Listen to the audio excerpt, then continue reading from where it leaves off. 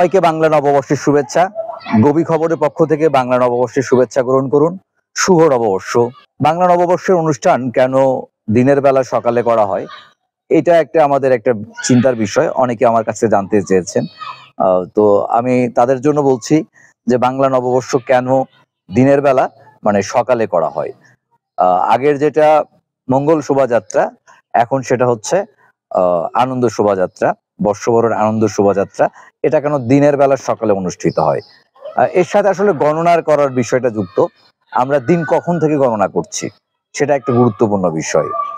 দিন আসলে আরবি সনে দিন গণনা করা হয় সন্ধ্যা থেকে, খ্রিস্টীয় সনে দিন গণনা করা হয় মধ্যরাত থেকে, আর বঙ্গাব্দ সনে দিন গণনা করা হয় সকাল থেকে।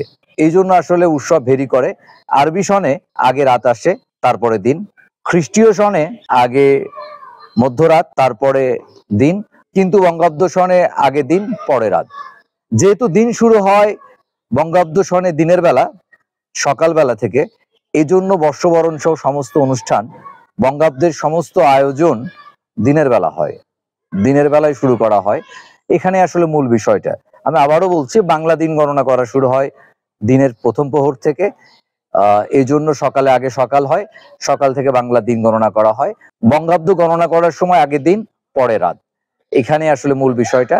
যদি আগে রাত হতো তাহলে হয়তো এভাবে হতো না।